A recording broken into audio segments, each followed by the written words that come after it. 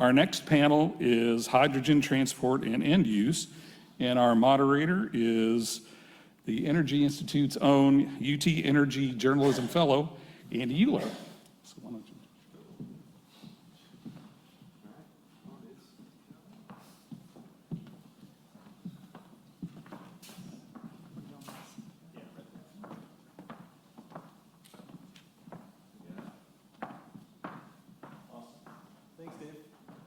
Thank you guys so much for joining us.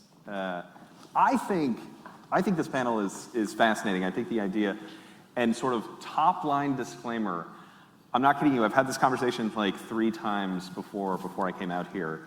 We're talking about getting hydrogen from point A to point B. So when we say transport, because initially I was like, are we talking about hydrogen as a transportation fuel? No, we're talking in this panel specifically about getting hydrogen from where it's produced to where it needs to go, where it needs to be. So that's sort of that's the top line. What we're going to do, the way we're going to do this is I'm going to have everybody sort of introduce themselves, and then we're going to have a short little presentation. We have a few slides where they're going to sort of give you an awareness of the business that they work for, sort of their role in that business, and then we're going to come back to me. I'll have a few questions, and then I think 5-10 minutes at the end. If we have any questions out in the audience, we can take those. We have a couple of microphones. I'm sure we can figure it out. So without further ado, go ahead, Benoît. Okay, thank you. So Benoît Chedal-Anglay is my full name, but Ben is my Starbucks name.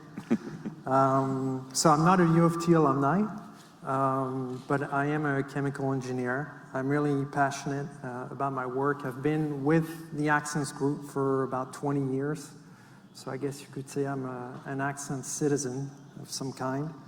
I've been in the industry first as a chemical engineer, then I've been on the field also doing some field work with the company.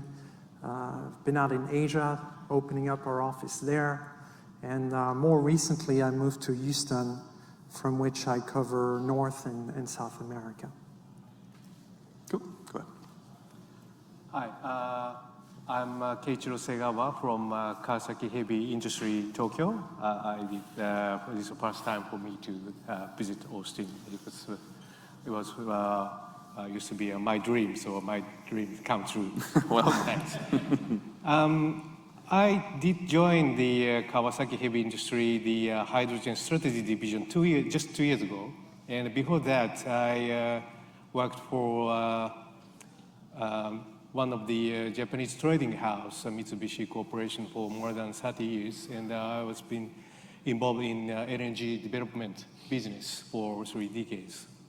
Then I'll speak about our activity of hydrogen. Perfect. Thanks. Yep, thank you very much. First of all, I'd like to say thank you to the organizers and all for having me, sit here and, have a chance to speak up. I'm really excited to, have to go in this panel. I'm from ENEOS. My name is Kentaro Yamaguchi. Actually, it's been 10 years since I last visited Texas when I was back in the Kuro department to actually hunt for WTI Midland. And now here as a hydrogen business department unit, I can, let us show our activities, our strategies, our struggles as well to actually promote the hydrogen society. Looking forward to today. Thank you. Perfect. So I think we have, do we have a clicker up here? Yeah. So I assume this is going to be, we need our slides. What do we got here? What do I need to do? Down arrow. Oh, perfect. Awesome. Nailed it. All right. Benoît, yeah, take us away. All right, so just couple words about Axens and what we do. These are really exciting times for the industry. I like the small schematic there with that person. That could be your grandson, your grandchild, your son, your daughter. There's so much moving right now in the industry. We're going to need a lot of talent And I think this venue is perfect. Thanks again for having us today. So a couple words about the group and what we do. In a nutshell, we're a technology company. You're not going to see our name anywhere, really, but we produce more than 70% of the low sulfur gasoline globally today. So anytime you go to a gas station, a Valero, a Marathon, etc., it's very likely that this low sulfur gasoline was produced through an Axens technology. So historically, our core businesses are refining, petrochemicals, natural gas, but we also have a portfolio for biofuels, whether it's from lipids. You've heard maybe of ethanol to SAF. We have technologies for that as well. And also biomass to biofuels, we also have as part of our portfolio. And of course, carbon capture and solutions around hydrogen that I'm going to speak about today. So you've seen the hockey stick trend. We saw it in the presentation from Austin and Pradeep, and I think pretty much everybody. I can't remember everybody's name, but it's there, it's coming, and not all regions are created equal in terms of natural resources. And this is why, as the economy develops, we're going to have trade flows. There are imbalances in terms of producers and consumers, and we believe that we have a solution for the long-haul transportation of hydrogen. So I'm going to speak a little bit about that today. We heard about blue hydrogen and green hydrogen. We have a technology called DMX. Doesn't stand for the rapper that maybe you knew 20, 30 years ago. I'm not in charge of marketing. But DMX stands for demixing.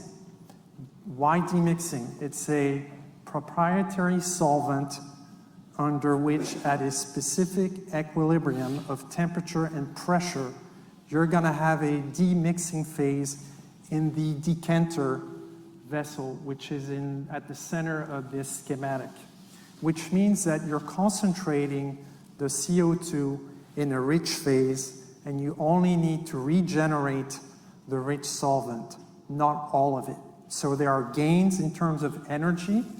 The solvent is also very stable, can be operated at higher pressure, which means that once you've cleaned up and concentrated the CO2, you also save as far as a compressor stage downstream. We heard about modularization in one of the last presentations. Once you produce hydrogen through electrolysis, or you've concentrated CO2, you may need to remove traces of oxygen, of moisture, and we have catalysts and adsorbents that are tailored to remove these traces of impurities. We manufacture catalysts and adsorbents for all our technologies, so that's another piece we can bring to the hydrogen economy in terms of conditioning. We can engineer, procure, and fabricate these modules. We're agnostic in terms of electrolysis technology, so we can provide a purification design unit on a standalone basis, or if you already have a designated electrolyzer manufacturer, that's something also we're open to consider. So transportation, you've heard about ammonia. We've heard about other options. Austin touched briefly this morning on LOHC, which stands for Liquid Organic Hydrogen Carrier. The principle essentially is to use an existing molecule, embed hydrogen into that molecule. Our primary carrier that we use for that is toluene. So you take toluene that's today already massively produced in the industry, available. You hydrogenate the toluene into methyl cyclohexane, which is a stable molecule at ambient temperature and pressure. And once you have MCH, you can transport that towards Europe, towards Asia, within the continental US. It's another alternative to using ammonia. We hear a lot about ammonia. Ammonia makes sense, perhaps, for certain projects, provided you have off-takers, provided you have a reliable cracking technology to crack the ammonia back to hydrogen. But we believe LOHC is also a good alternative. Again, it's going to be project-specific, and this is something that operators, project developers will need to look at specifically. On the far left here, we've just summarized some of the key advantages to using LOHC versus some other carriers that you might consider. The ease really with toluene is it's the practicality of the use. Again, at ambient temperature, pressure, very stable. You can use existing infrastructures to transport toluene or MCH. The operating conditions of this technology are very mild in terms of pressure, low temperature, which favors thermodynamics, and also conversion and less losses. So it's a very effective technology. So in a nutshell, that's what I wanted to start with. Andy, thank you very much. Perfect, yeah, absolutely.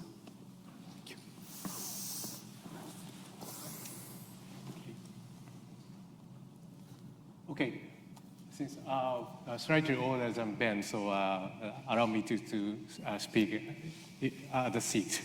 Thanks. Absolutely. To avoid myself be fainted due to the jet lag. I just arrived yesterday. Again, I'm Keiichiro Segawa from Kawasaki Heavy Industries. Today, I'd like to introduce our liquefied hydrogen supply chain development status.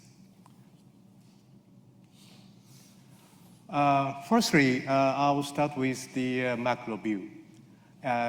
Japan committed to boost the hydrogen introduction up to 20 million ton per annum basis toward the year 2050, together with the intermediate milestone as at 2030 and 2040 respectively, as you can see in the left-hand side the chart. And Kawasaki, not only a mere conventional vendor, but also the project coordinator play an important role to sustain that Japan's hydrogen introduction target. Amongst all, our focus is what is called the liquefied hydrogen, LH2 for short. This cryogenic energy is super cooled down to minus 253, and the gaseous hydrogen gas will become 1/800th by liquefaction to realize the super high efficient transportation use. Actually, together with alliance partner, we did complete the LH2 supply chain between Victoria Province, Australia, and Japan, Kobe, or our home basis, in 2022. This beautiful picture showed that our built Swiss Frontier, the LH2 ship with the liquefied hydrogen loaded, is about to berth at our Kobe receiving terminal. The formation of LH2 supply chain is like this. You know, you can either green hydrogen or blue hydrogen you can provide us, and we, the Kawasaki, can liquefy it and store it and ship it and transport to Japan. And for power users, they can vaporize it and by use the gaseous state. And some of the industry like mobility can utilize the LH2 as it is. And these LH2 technologies cannot be realized overnight. So since the year 2011, and our tech members did start what is called R&D activity, and we end up with the completion of our pilot supply chain in 2 years ago in 2022. And I'll touch upon our Kawasaki's technology. The first one is liquefaction. Amongst all as you know, that likewise the LNG, for pre-cooling, the nitrogen can be used and the mixed refrigerant can be used. And in our case, we utilize the N2 at the initial stage. And we did develop the liquefier like this. And likewise, we did, by the way, we are a heavy industry company that we are very much good at building a tank. And we, from the decades ago, that we did install the liquefied hydrogen tank for the rocket fuel in Tanegashima Island, in the one of the southern islands in Japan. And now we are about to develop that 50,000 cube large scale, the LNG storage tank. And again, we are shipbuilder, then we are very much good at the building LNG ship, and by leveraging that technology that we are ready to provide up to 160,000 cubic meters LNG2 storage tank like this. However, that we cannot jump up to this big one, and we will start with the mid-sized ship. I will speak about later. And as I mentioned, that we did complete the pilot chain 2 years ago. Then we are thinking about in total 3 phases, and we are now at the second stage, what is called the commercial demo stage, the demonstration for commercial sites. And although I did introduce 160,000 cube big vessel, but in this case that we will plan to introduce 40,000 cube vessels, is what is called the mid-sized vessels, mid-sized vessel, and 50,000 LNG storage tank. And after that, after the 2030, we move to what is called the pure commercial stage. Then, as you can see in the picture, that we will, add the more bigger size tankage and ships. And for today's title is transport and end use. So I'll touch upon the end use also. That not only the supply side, but also by leveraging our heavy industries DNA, we will plan to install that, introduce the hydrogen engine like this. And we originally as a motorcycle company. Older generation like me have sympathy that I don't know. Anyway, the Kawasaki is your Harley-Davidson equivalent, the masterpiece of motorcycle in Japan. Anyway, we will plan to install the hydrogen fueled motorcycle like this, and aerospace space. We plan to introduce like that to boost the market consumption. Finally, that as I touched upon the Australia-Japan supply chain in the pilot case, but we are now thinking about on a more global basis. And luckily that Europe is a top runner for introducing the hydrogen to the marketplace. Then we are now not only Japan, that we are focusing on Europe too. Then especially in this case, in Germany, the famous company, the Daimler Truck, is quite keen on the introducing liquefied hydrogen to use their truck. So because Germany is reluctant to have the pipeline, due to the security reason, and luckily they're quite keen on the introduce hydrogen. So we are about to discuss with the German government for the subsidiary. So anyway, we will not only in Japan but also the Europe. We are globally thinking about our business expansion. Okay, I'll stop for a while. Thank you very much.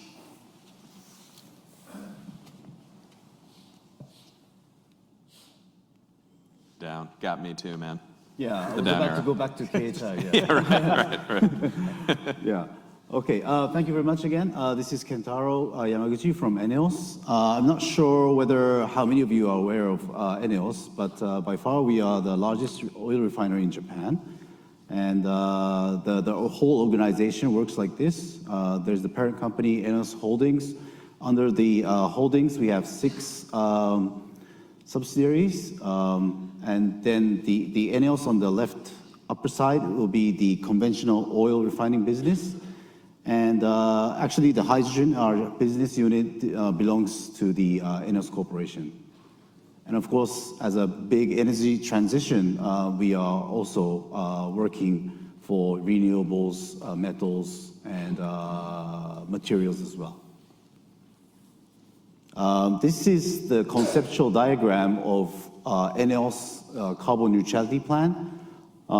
Actually, the Japanese government has declared to carbon neutralize by 2050, but as for ENEOS, we have made an aggressive approach to declare that we are going to neutralize by 2040, 10 years advance of the government approach.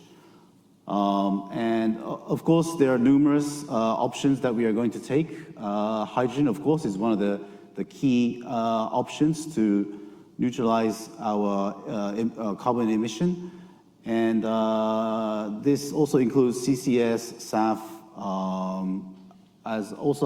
under the hydrogen derivatives. We are also working on the synthetic fuel as well. Too many words. I mean, I can skip this, but basically just 3 strategies. One is the establishment of global supply chain into Japan, hydrogen global supply chain into Japan. Second is also the local production and local consumption models, which seems to be a viable option as of now. And also the third is the demand creation, which in part is ENEOS. We are having 40 hydrogen fuel stations at the moment.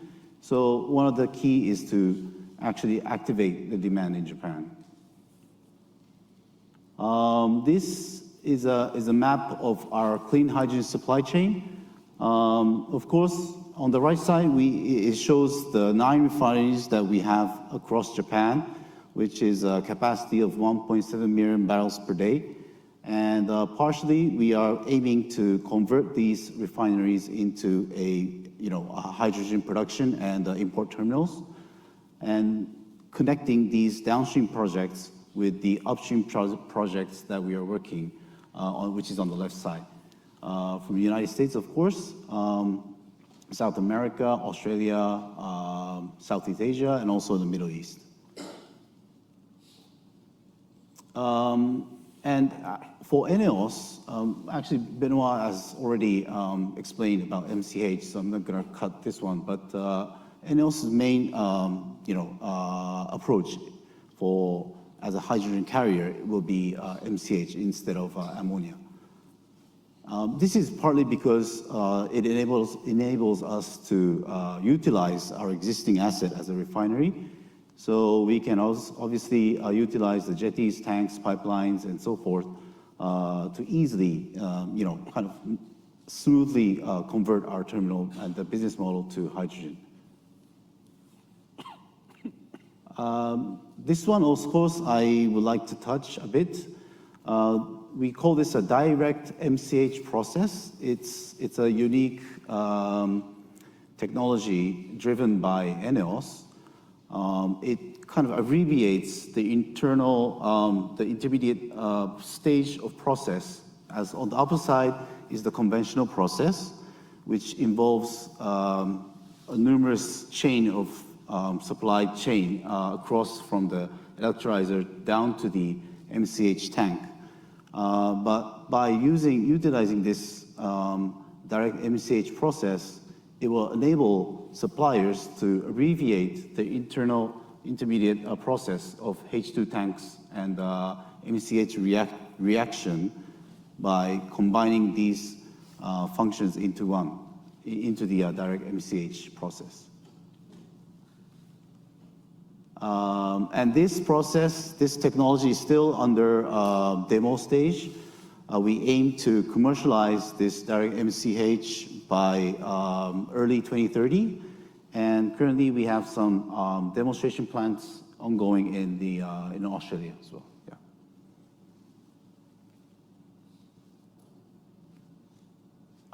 This is the last slide, actually. It's a key message from our side after undergoing a lot of investigations, explorations around hydrogen society.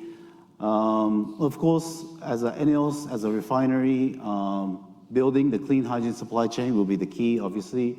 And by utilizing our, our sole technology of direct MCH to cut the cost reduction of the whole supply chain. But obviously, on the right side is the global collaboration that we believe that we need to actually promote the hydrogen society is to have a strategic alignment amongst the players, the ecosystem, and of course, the ecosystem will have to, involve a lot of efforts to reduce the cost. And finally, this will enable for the demand sector to create and incentivize the demand buyers to actually change their energy habit to the fossil fuels to hydrogen. Yeah, I think, this is the last slide. Yeah, perfect. Thank you very much. No, thank you. That was great. Thank you all. Yeah. No, I'm so happy, and I'm glad you ended on that too. I'm curious from my perspective, is demand creation, I mean, we're all talking about supply. Is demand creation the elephant in the room? Is that, and especially when you're talking about a collaboration between different entities, different countries, different governments, is that the complicated process that we're not talking about enough? Or is it sort of the idea of establish supply first and then we'll sort of get there? I'm curious about the very simple economics of it, Ben. Yeah, I mean, that's definitely a big factor. The off-takers, whether they're going to be in, whether you're looking at ammonia as a carrier, LOHC, liquefied hydrogen. I mean, the choice of the technology is just one piece, right? And getting the project moving to pass FID is another. But in order to pass FID, I mean, the stakeholders putting money, equity into the project, they're going to want to know whether you have, signed off-taker agreements. And that's one of the challenges, especially. I think that's true both in Europe, in Asia. And at least we're seeing it clearly.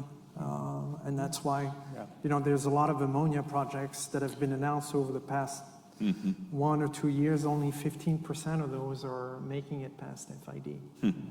Why? Because in some cases, they can't tick the box on the off-takers. Yep. Too complicated, or it's not clear enough. Same thing in Japan? Yeah.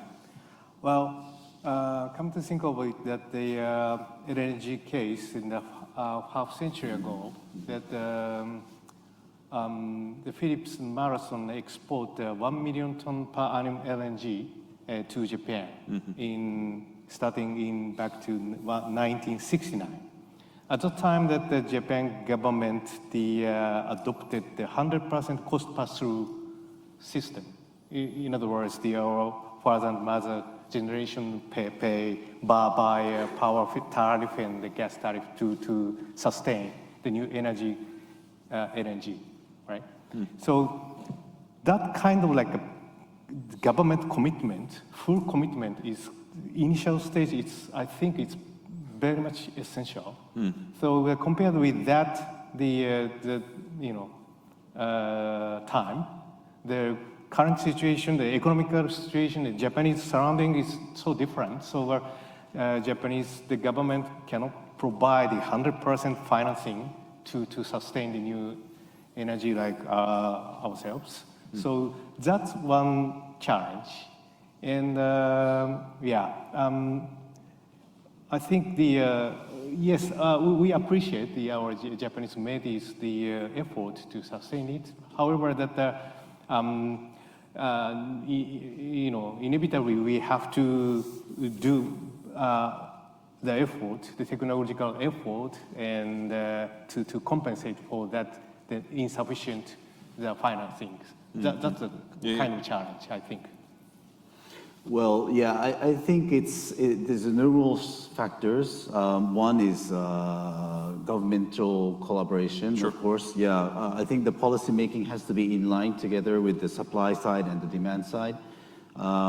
If these are not in line, the effectiveness of the policy will not be matching, especially if you're really about to establish a global supply chain. So governmental advocacy is really important. And perhaps I think in the earliest panel, Preston also mentioned that the demand creation is really a key, which is for the buyers to be incentivized to actually convert to hydrogen.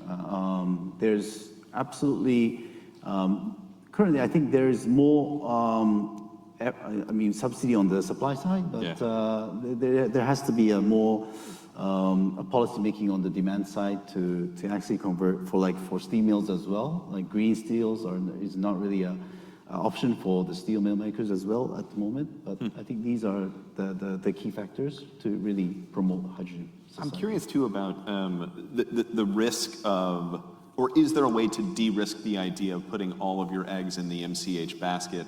Is there talk in y'all's boardrooms? I imagine you're in a little different spot, but it feels like we talk about ammonia a lot, and we don't necessarily hear about MCH. Is it a different scenario in Japan, or is it we trust this technology and that's where we're putting our money? Well, the majority is looking at the ammonia side. Probably, as far as I know, in Japan, I think us and Chiyoda is the contractor are the only players that are actually moving towards MCH. Okay. I think there's a lot of reasons, but partially because for us as an oil refiner, it's gonna reduce our initial investment costs because we can utilize the existing assets. Also because of safety reasons. Yeah. We believe that the toxic character of ammonia will be a bit harsh for a place like Japan, where there's a lot of natural disasters. Why? Because we make approach for MCH is the portability and the storability of the character itself. Perhaps maybe Benoît. Well, Ben, and you were talking. Yeah, go ahead. I mean, we heard David. He said it up front. He said ammonia, it's simpler. Sure. I think we've heard it's kind of the flavor, this past year or 2 years. We don't think it's the silver bullet. We think there's room out there for other projects to go through liquefied hydrogen or MCH. It's really going to come down to your project specifics. Right. Where is your departure point? Where is your end point? Who's producing, with what assets, with what facilities, what utilities? Who's going to offtake the byproduct before you release the hydrogen? I mean, all that comes into play. And in some cases, ammonia makes sense. But in others, it's going to be MCH or it's going to be liquefied hydrogen. It's really project specific. And I don't think I'm taking a turn here and talking about transportation. Obviously, we're talking about transporting hydrogen right now. But that being such an important part of the cost matrix of the produced hydrogen, we're going to get to a point, it feels like, where that sort of agreed upon cost of production in the hydrogen space, we're going to get there. Getting it to where it needs to be sounds like it's going to be a really important differentiating factor. Is that fair? Yeah, I mean, there's been studies done already to compare the competitiveness of ammonia versus MCH versus liquid, hydrogen. In some cases, depending on the region you're looking at, whether it's Australia, Middle East, South America, within the US, it's more competitive with one carrier versus another. So, we think that we should differentiate the two things, that using ammonia as ammonia and using ammonia as the carrier for hydrogen is two different stories. Right. And what in the near future that the Japanese player is doing, that injecting the ammonia to the conventional coal-fired fuel. Yeah, it's just the hydrogen-wise is irrelevant, I think. So I think our government is seeing ammonia and hydrogen, it's two different things. So, but again and again, that we the new carrier side, the MCH and the liquid hydrogen also, they have a challenge to reduce the cost. However, that I think it's quite risky for us to mix the things together. Makes sense. Yeah, I totally agree. It depends on the use case. The use case of the hydrogen. I mean, if it's for coal firing, it's quite easier just to bring ammonia and then burn with the coal, and then that's quite easy, cost effective. But when it comes to those use cases the buyers who need the hydrogen itself, at some point you have to dehydrogenate or crack the ammonia, and then this involves a lot of energy intensity, right? And then the cost obviously will increase. So then currently, of course, tier one will be the coal firing for ammonia, but looking ahead in long term, the second case or the third case, I think, liquid hydrogen or MCH or LCH will be another viable option if we are to really expand the hydrogen society. Yeah. That's what I was going to ask too. Is there opportunity for vertical integration? Is there an opportunity for partnerships when essentially when you're selling the fuel, thinking, hey, we need to make sure that everything is aligned, that demand side is aligned with exactly what we're talking. I mean, I imagine those conversations happen all the time, but is that a matter of, I mean, is there a scenario in which those businesses are actually intertwined? So MCH is these technologies and processes that we're talking about are processes that the existing refineries today are accustomed to running. Right. They have, down in Southeast Texas, down where, experienced personnel in those facilities that can run these technologies. They have the infrastructures already. In most cases, they already have the terminals, to manage toluene, MCH. So they don't have to look at how am I going to manage ammonia tomorrow if I need to produce it massively. they can use their existing assets, like we were saying earlier, both at the departure point, and in some cases, you can also use existing assets to release the hydrogen at your point of arrival. So that's the additional strength of the MCH, is you can use existing infrastructure, utilities, personnel that are running those facilities. Makes sense. Same thing in Japan? I think that targeting only the bulky section, like a power section, is quite, too much jump at the initial stage. And because the people inevitably has to be compared with the existing fuel like LNG or ammonia, like that. So for the new energy side like us, is that focusing on the, in short, it is starting in a small basis, for instance, like mobility, because they are a little bit can sustain, to afford to pay a little bit more compared with the power side, because the existing like a jet fuel or gasoline is commodity-wise is higher than the fuel for power. So I think the it's of course we are targeting, we are aiming at the including the power sector is commercially viable.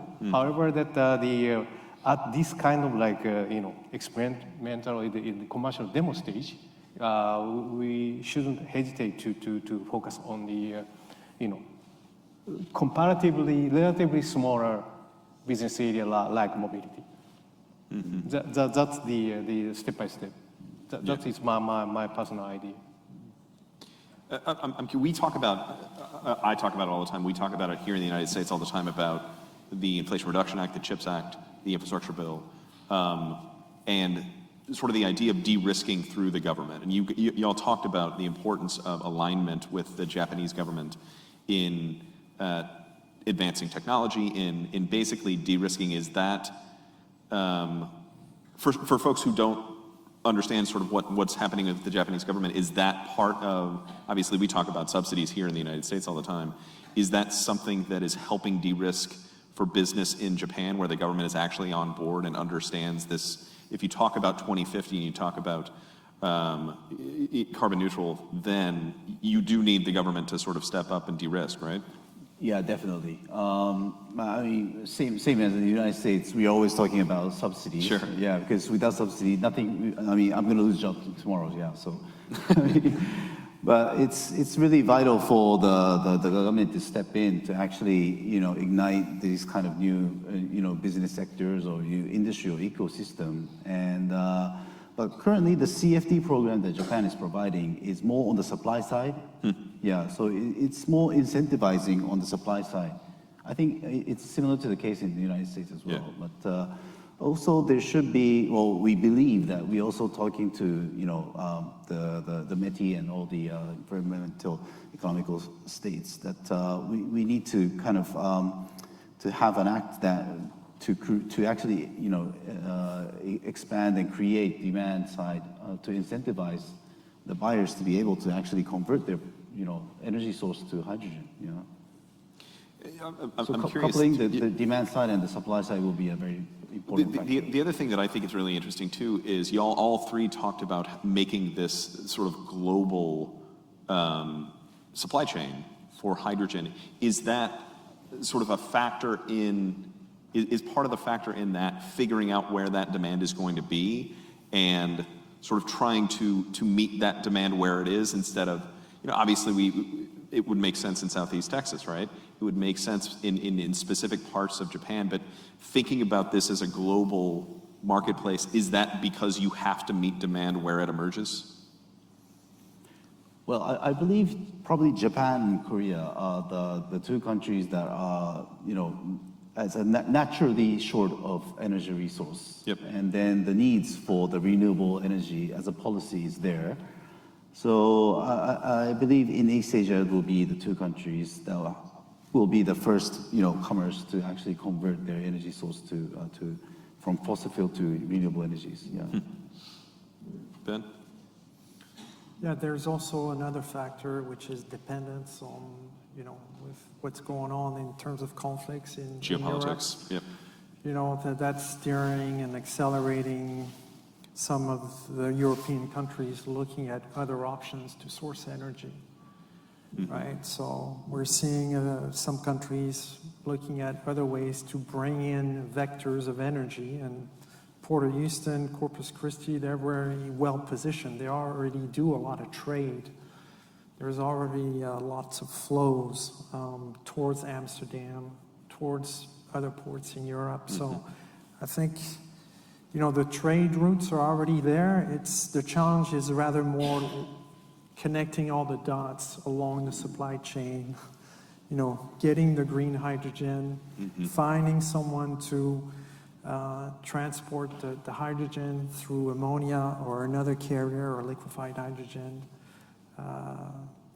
transport, getting it to the point of arrival, who's going to offtake, how much, at what price. Right. Right, that's the challenge. Are there any? Yeah, we ready? Okay. We're out of time? Okay. Thank you. Yeah, thank you, gentlemen, so much for the chat. This was wonderful. Thank you.